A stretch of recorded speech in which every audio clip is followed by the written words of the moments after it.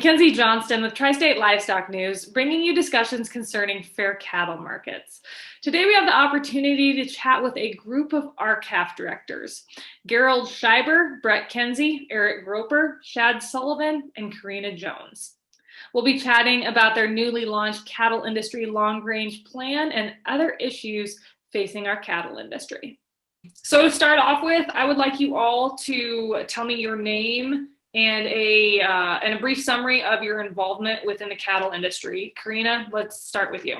My name is Karina Jones, and my husband and I ranch in Custer County, Nebraska. I'm originally from Western Nebraska, and we've got 3 girls who are ranching with us, and that's part of the reason why I've become so active in these issues, is so that we don't make it just easy for them to come back, just at least possible for the next generation to come back. Brett, you want to take it away?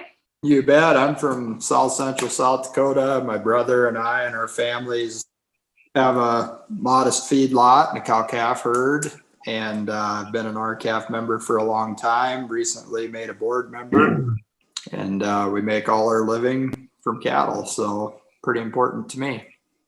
My name is Shad Sullivan, and I am a stocker operator, originally from Southeast Colorado. That's where we headquarter out of, but we also have a winter wheat program farm and small feed yard in North Texas, where I put all of our cattle together, and then we send them to grass in Colorado and other northern states to summer, and then we sell them off of wheat or off of grass to feed yards.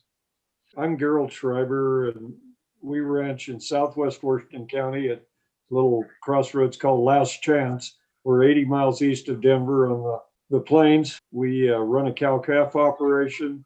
I've been involved since I got out of college. I've seen a lot of ups and downs, and we raised 2 youngsters, and our daughter's educated and is in horticulture, but she does run cows with us on the ranch and is very active, and our income is derived from the cattle enterprise. I'm Eric Gropper. My wife and I ranch in southwest South Dakota. We got 2 daughters who ranch with us, and I also ranch with my mom and dad. Got mainly a cow-calf operation, and my wife and I raise quarter horses, so all our income's derived from cattle and horses. So just trying to keep in the fight for the next generation, I guess. Well, I want to thank you all for taking your time to chat with me tonight. To start off with, a focus of RCAF has always been putting USA beef first. Is that the focus included in this long-range plan? USA beef, I would say, is probably the hub of the entire plan. I mean, we're all American beef producers. We're all proud of what we do with all the problems that we face in this business, in this world. You know, the thing that we rely on is that we have a tremendous product. You know, it's healthy, it's nutritious, and it tastes great. So that I would say that this entire plan is focused on identifying and promoting and creating competition for what we raise in this country. You know, everybody says that it's going to take more than country of origin labeling. And I mean, when you look at this plan, you know, it's several pages long. We're very aware of that. But that emphasis is where, I guess, that's what drives me. It's definitely a plan focused on our, we understand that we're in a global economy, but what we've witnessed as RCAF members and all ranchers and stocker operators is that other plans haven't focused on the profitability and the domestic health. You know, we've had a declining cow herd number for 40 some years, over 40, I think, and the profitability has been up and down, but this plan focuses on rejuvenating the domestic marketplace, the profitability for cow-calf operators and stocker operators. We understand, you know, that exports can be important, but they're not we have not been rewarded for increased export activity, we don't feel, at our level. So this plan focuses on domestic cow-calf, stocker operators and feeders. We want to try to work to restore and improve profitability. And Brett hinted at, we've got some ideas for addressing competition, but RCAF has long believed that we have to identify our superior plan, and we've caught heat for it. You know, they say, well, you're a one issue organization. Well, we're not. And the plan is very specific that it's more encompassing than mandatory country of origin labeling, although that is a component. You know, we're in the commodity business, but we don't want to be in the world beef commodity business. We've got a superior product. Part of the plan is pushing our superior product and differentiating it and protecting our producers and improving our rural communities. When I look at the USDA trend data for feeder cattle in Nebraska, we are far below today. We're selling feeder cattle far below the 5-year average in Nebraska. And actually, Kansas's trend lines, I compared them today, look pretty much like Nebraska. So I would say that is an average snapshot of what's taking place throughout the country. So if we're not going to put USA beef first, who is going to put it first? And that is why our board, identified these objectives and these measures in this plan, because nobody else seems to want to take up the fight and become activists for the American cattle producer. And so it was just time to be bold and set this out in a comprehensive plan and with measures, with goals, and, get everybody behind it. I guess I feel that our small towns are drying up in this nation. And if you make the cattle industry for the domestic side a little more profitable, maybe we could save some of them businesses. This plan goes a lot deeper than just the cattle people. It goes into small town America, in my opinion. I agree too. And one thing that we tend to forget is that when we export American beef, it takes center stage to the foreign consumer. They want American beef because they know the American producers produce a superior quality product and a safe product. We want to remember that there's a difference between food supply issues and food safety issues, although they are all commingled, right? They're interwoven. And it doesn't make much sense for us or for the world to put our product center stage when we don't even know if it's center stage in America, right? So that's the reason that we came up with the plan. We believe that consumers deserve the choice. And when consumers have the choice, American producers win. And then that goes on down the hill, just like Eric said. American consumers win, their communities win, their schools win, their healthcare centers win, and America wins. So that's how I feel about it. So market competition and transparency has been a key topic in the industry for some time now. How does this plan address both of these concerns? Well, being from Nebraska, I love the nostalgia that surrounds our history in the Omaha stockyards. And so I live in a state where our rural communities and even the metro area of Omaha was built on competition in the cattle industry. And so when we talk about in our plan about supporting Chuck Grassley's bill, Senate Bill 3693, the spot market bill, I don't see where 50% is too much to ask.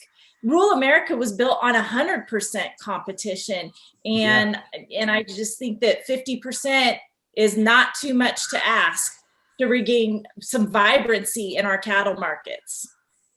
We still have to build relationships with the consumers, right? Both here and abroad. I think that's the most important aspect of this whole deal, because sometimes we forget that the consumer is at the end of the chain. It's ultimately them that says yay or nay. And this requires us to be very open and honest about the tough questions, animal welfare, environmental stewardship, husbandry, nutritional value of our product. We've got to be real and honest. And sometimes that's not too pretty.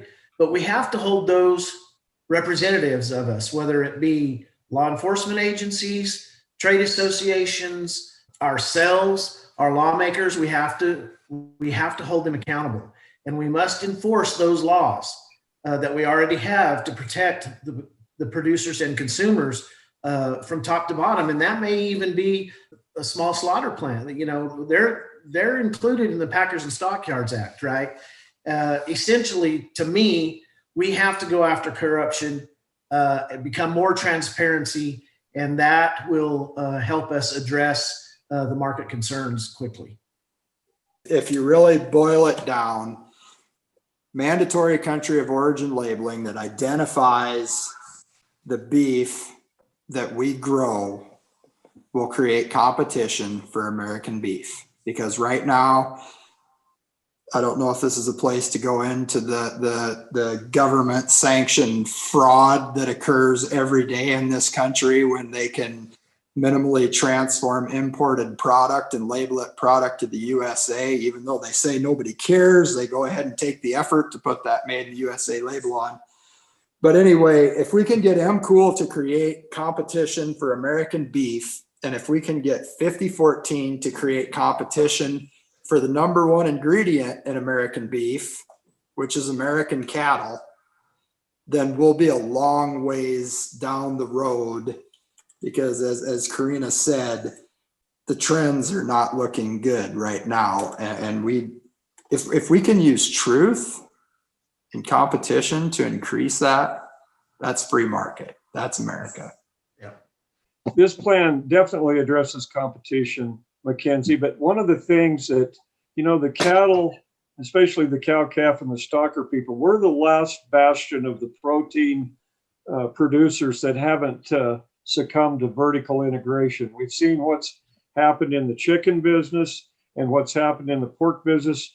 When my wife and I were young, we raised hogs until the early 90s. I mean, they were called the mortgage lifters, and we had a small operation, and it brought in monthly income while we were building our cow herd. But you look what's happened in the hog business, and it's a vertically integrated business. Every one of these participants tonight and our membership, we're very independent and believe in a free market. Vertical integration does not result in a free market. And I think one of the things that this plan, we talk about producers, the emphasis of USDA for the last 20 years has been, well, does the consumer benefit? Does the consumer benefit from all of these mergers and more economies of scale and efficiency? We've got to get competition back, more markets, more transparency, and we address that. We don't just talk about it. And I think this whole plan, you read through it, it's all about opening up our markets, right? It's all about getting back to a free market system. You could pick any page and it's going to go into how we get that back. And that's what we need. We don't have that right now. We've just got to do something to get back to that free and open market that we have lost over the past 25, 30 years.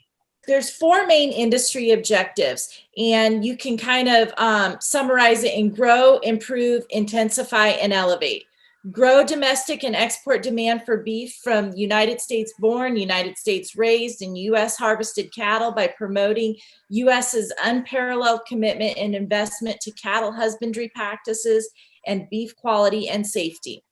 Improve cattle sector and profitability for United States cattle farmers and ranchers by expanding available market outlets and increasing both competition and transparency within domestic and export markets for cattle and beef. Intensify efforts to preserve and protect the liberty and freedom of United States independent cattle producers to adopt production practices of their choosing based on their assessment of competitive market forces.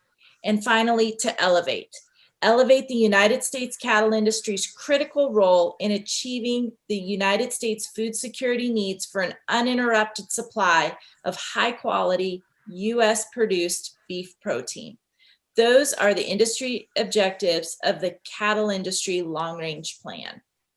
For me, this whole long-range plan it brings liberty back to the producers. Get rid of the corruption.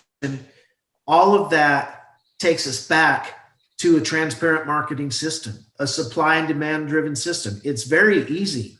If the corruption's gone and we have the tools to end corruption, do we have the authorities that will do it? Apparently not now, but we do have the tools. We need to use those tools to end corruption. And that automatically, it's just like water running down a hill. That automatically takes us back to a supply and demand driven market. And it enhances our abilities as producers to produce freely the way we think we should produce. Every operation in America is different. We have operations in the South that run 100% Bos Indicus. In the North, we're English. There is a marketplace for all of these. So we need to recognize that there's a place for every single type of operation, and we need to enhance the liberty and freedom in production to do that. And we have to get rid of corruption to enable us. This long-range cattle industry plan does that.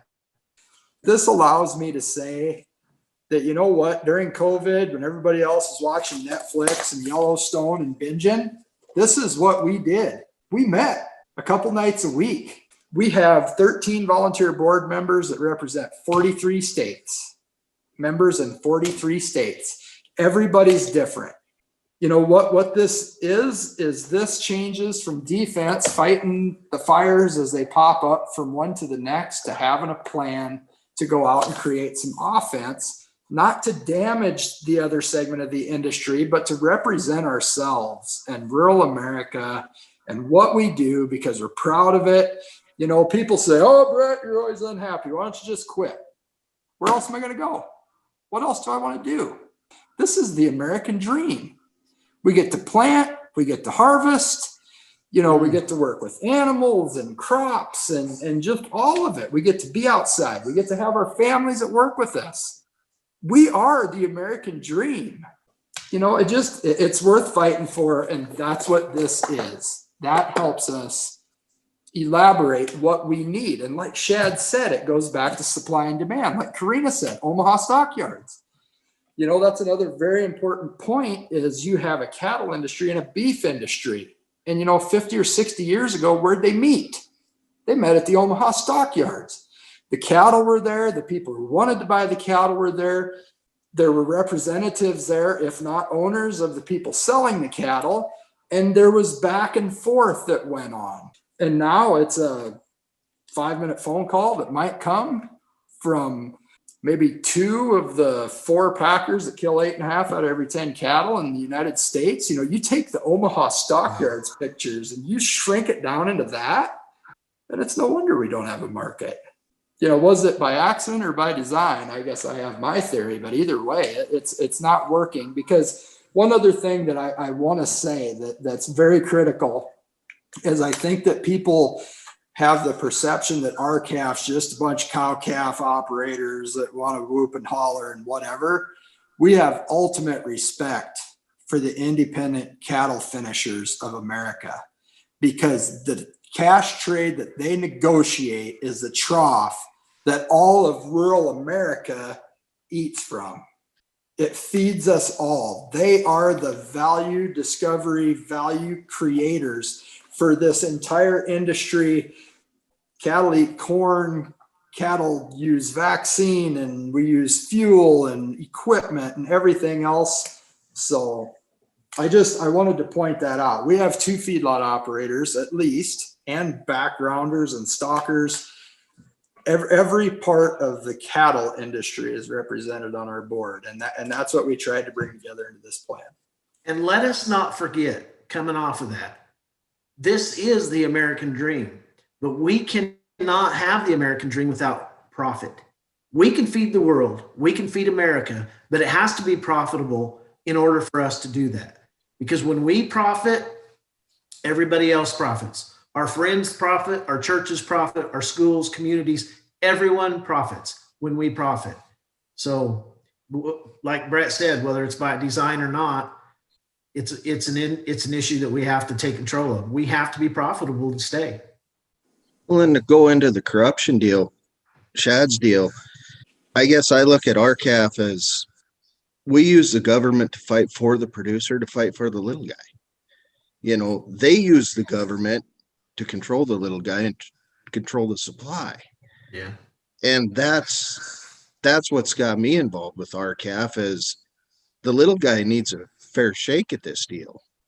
We're doing the work. We're out there in spring storms dragging live baby calves to the barn, you know, and we're doing the main majority of the work and we're not getting paid. And you've got to have profit back in this deal. And we're using the government to try and get back to a free market that's been taken away from us. If they would enforce the Packers and Stockyard Acts and not let these guys get so big and have 4 major packers in our industry, we wouldn't need to go to the government to add more laws against them, is my feeling of it. Maybe I'm wrong. I don't know. But there is no free market system at work right now. And this plan gets us back to a free market system. One of the objectives of the cattle industry long-range plan is to reform the cattle industry's legal and regulatory framework so that U.S. cattle producers can protect the marketplace on their own. And what we see is an absolute need for implementation of a law or regulation to clarify that packers that are engaged in unfair or deceptive conduct that harms cattle producers, they can't just claim, well, this is just how we do business. That is not acceptable to us. And that is, you know, the corruption that Eric and Shad are talking about is what has been allowed, what has been tolerated by our government. And that is addressed in this cattle industry long-range plan. Yeah, just imagine if we could re-implement the GIPSA rule to where we had, as producers and consumers, had a little bit of leverage to go, or a little leverage or help, whatever you want to call it, to go after those, to go after the corruption. That would be amazing, wouldn't it? As of now, there's no incentive for them to treat the market system as a normal place. They can do whatever they want because we have no leverage since they took the GIPSA rule away. That's absolutely right. This plan, we're all believers in a free market. We've talked about the need for competition and transparency, but we all believe in a free market system. I would probably differ with Karina, just because you had the Omaha stockyards. That wasn't a utopian, you know, we had the Denver stockyards and they had the St. Joe stockyards. That model wasn't necessarily beneficial to all of the producers. That's why the P&S came out of the early, the teens and the 20s, when 6 firms only slaughtered 50% of the cattle. This plan addresses a lot of things, and it's been not hinted, but talked about. We need a Secretary of Agriculture. For a free market to truly work, you have to have a referee, and it's a slippery slope. We've got the rules, the packers and stockyards, they've been eviscerated, neutralized with the last few secretaries out of agriculture. They haven't taken the charge that their charge is to look out for domestic producers, not just the harvesters, the packing industry. And we're addressing that in this plan. Another one of the missions of the cattle industry long-range plan is achieving lasting food security in the U.S. And one of those things that we address in this plan is promoting and encouraging development of more local and regional packers and encouraging support of the PRIME Act and expanding markets for state-inspected meat processors Act as well. Those are two acts that, you know, we would greatly benefit from. But in addition to, you know, looking at the tunnel of food security, we have got to start developing a more, a bolder plan, drawing the line in the sand on this food security issue, because, you know, the introduction of foot and mouth disease into this country could be, just extremely dangerous for our food supply. And right now, there's definitely measures that aren't really being taken to protect our domestic cattle herd from those. And I know that these guys have more that they'd probably like to, talk about on the foot and mouth disease issue and how it can affect food security. Isn't it curious that two of our biggest packers are owned by Brazilian companies, and so that's a food security issue, but that ties to foot and mouth disease. I mean, so one of our things is that we should have higher standards like we used to. We can't dumb ourselves down with trade agreements just in the guise of getting cheaper product in here for our fast food outfits. There is a inherent danger of FMD. I mean, we used to not allow live animal imports, and we've got to be vigilant on this. It would wipe out our domestic beef herd. Wasn't it 1929 was the last foot and mouth outbreak? And that came in from what? Trash. Came in from trash off of a ship. So with, Karina, wouldn't it today, we have another report of Namibian beef being positive for foot and mouth disease. We have Brazil, two of our companies that control a large amount of the beef supply chain in the United States are Brazilian owned. Supposedly they're foot and mouth free only by an open mountain range. That's it. And then the rest of it's vaccination free, right? So I think that tells us how much control they have of the industry when we are depending on them and doing nothing about this food security issue, right? So they control us. That's how much power they have. Who has said anything? Have we enforced anything? I know we've been really embroiled in this presidential election, but just today, another foot and mouth Namibian case. We're bringing Namibian beef in. So they have all the control. They can do whatever they want. This proves it right here, and that's got to stop. More of that pushing. Sherman Antitrust Act, Packers and Stockyards Act, whatever you want to use. We've got the tools. Well, I'm kind of a conspiracy theorist, but it really bothers me when they want to move the lab that does the foot and mouth disease from the East Coast that's out on an island to the heart of the cattle country in Kansas. At the same time, they want to push RFID down our throats for disease traceability. That really bothers me that our own government wants to move that lab right after the Wuhan flu that supposedly came from a bat. When the government starts pushing RFID down our throat for disease traceability, and then they want to bring a foot and mouth disease into the heart of our country, it really makes me wonder what's going on. One of the things that we put in the plan is to restore the USDA's mission to strengthen the United States family farm and ranch system of cattle production, because it's widespread, it's redundant, it's resilient. America could learn a lesson from this statement about agriculture. Our diversity is our strength, as Shad was saying before. When we all quit trying to be jammed into that same exact mold and embrace our differences within this country, be it whatever, we're talking about cattle, I'm talking about cattle production. That redundancy and resiliency is great. And Gropper talking about his conspiracy theory. It's not really a conspiracy when you think about importing beef from Namibia and Brazil, how reckless that is. It's not really a conspiracy to say that it's reckless to move that lab to Kansas or to begin FMD manufacture in College Station, Texas.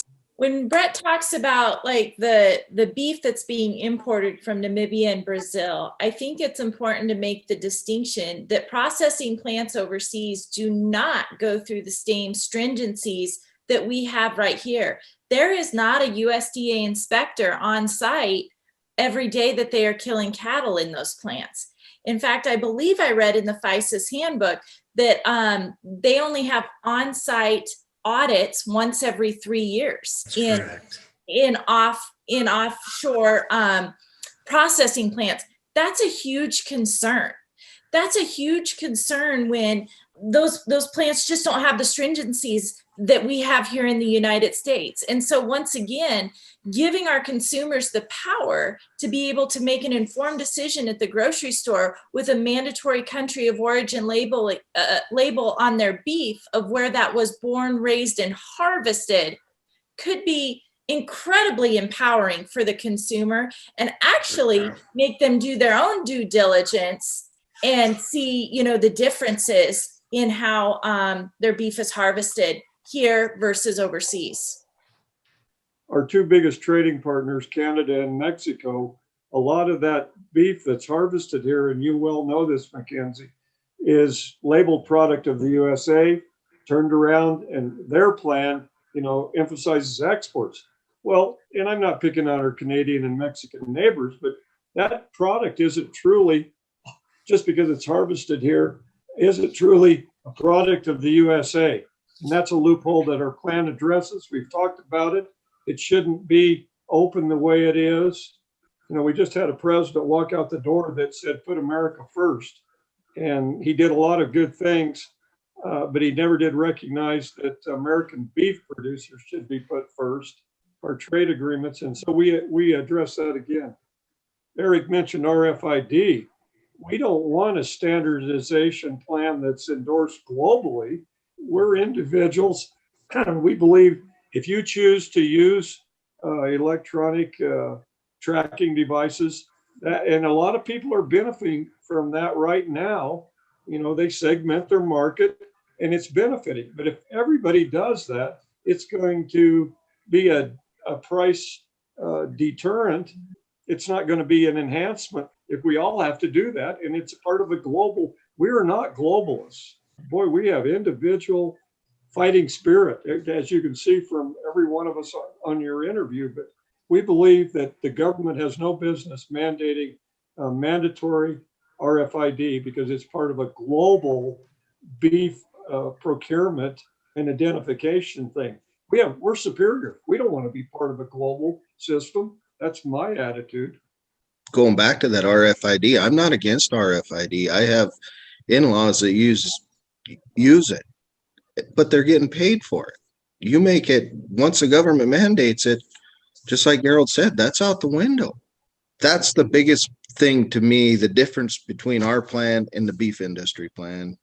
And if I've said it once, I'll say it again. They want to put the regulations and everything back on the producer. And we want to use the government to open up the market and bust up these corporations and give it back to the producer. So coming off of that, I think it's important that we as RCAF members talking here, and Brett, you can address this. When people say, oh, you don't want government intervention because of RFID, but you want mandatory cool. And for me, mandatory RFID is a freedom taker. It's a private property rights issue where mandatory cool creates freedom of choice. RFID is a liberty taker, mandatory cool, a liberty maker, both for the producer and the consumer. And that is a big difference. And that's a difference that we need to embrace and push. I listed off things that I was unhappy with USDA, and I'm unhappy that they give me the impression of recklessness in regard to foreign animal disease, and then try to implement mandatory ID to control it after it's here. So I would ask this new administration to get the cart out behind the horse and give us some level of confidence that they are truly trying to guard us from this disease rather than just control it after it's here. And that's really what we went for as far as strengthening our role in food security. So what I am doing with the long range plan here in Nebraska is I've been emailing it out to my state legislators and also to my to the Nebraska U.S. congressmen and senators and any elected officials. The guys can talk about what they have been doing with it in their states, but it has created a lot of conversation. It's opened up some communication, and it's just a comprehensive plan to get in front of people who are affected by the cattle industry and who are decision makers in the cattle industry. Yeah, I think we just need all hands on deck. If you're a producer or a consumer, or like Karina said, if you're affected in any way by the industry, we need everybody to have a copy. We need to have those copies pushed to lawmakers, to legislators, and to your friends and neighbors. This plan, at least in my mind, is a challenge to producers. You know, just like America is a challenge. You know, it's a republic. If you can keep it, can man rule himself? And this goes right along that lines. This is a challenge to producers to read it. And if they agree with it, they need to act on it. You know, now they have something that can elaborate on what they've always felt, just like that falling percentages of their return. You know, oh man, it seems like it's harder and harder to make money and make ends meet, and prices are going up. And that's what this is for. It's just a central document on how to go forward to capture our earned value. You know, somebody earlier said reward, and you know, you hate to pick on words, but words are important. This isn't a reward. This is what we've earned.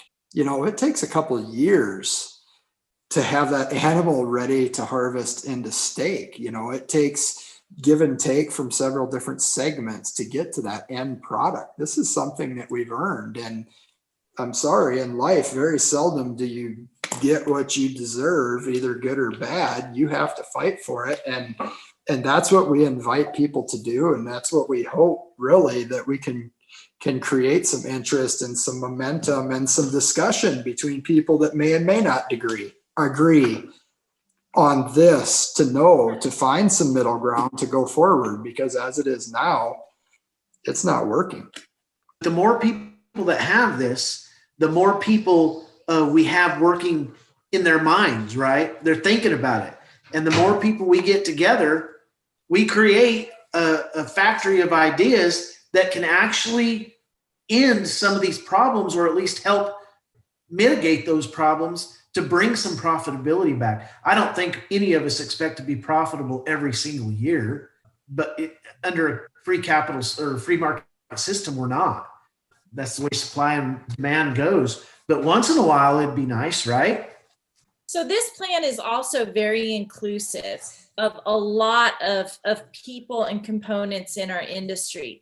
The smallest producers may think that, you know, this plan doesn't mean much for them, but it actually does. It means everything for them. When we start looking at government mandates and incrementalism, it's going to affect the guy that just buys a few bottle calves to turn out in the backyard, you know, to raise their own beef.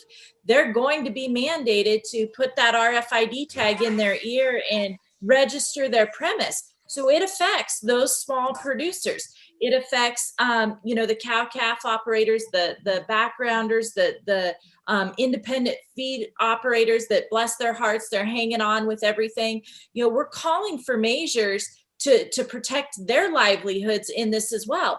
This long-range plan addresses our small processors with the Prime Act and other measures that will help them to remain, you know, viable on the entire horizon. This plan is inclusive of our, you know, rural lenders, of the businesses on our small town main streets that are staying open because of the cattle industry in their area that supports them. And absolutely, this plan is for the American consumer. We are, you know, the biggest activists of your right to know where your beef is coming from. And so everybody plays a part in taking this plan forward with us. Well, let's not be deceived. We keep talking profitability, but if we wouldn't have the government money, which is a little bit foreign to most of us beef producers, but but we had the CARE Act 1 and 2. If you take out the CARE money from the beef market in 2020, our lenders would be really on our tails. And we know that's not going to happen every year. You talk about profitability. One of our directors from Arkansas, Mike Jones, talked about 80-cent 5-weight heifer calves last fall before Brett was thinking about this and before the whole board got behind developing this plan. I don't care where you're at. 80-cent 5-weight calves don't work in eastern Colorado. And Mike indicated they don't work in Arkansas, where the productivity is a lot better. So this plan appeals to all demographics, all regions, and we've got to reintroduce profitability, Kenzy, into our business. We've got to get our share of the pie. You've heard this before, but there's money being made, and this plan addresses it. We want our share. We don't want it government mandated. We want to increase competition.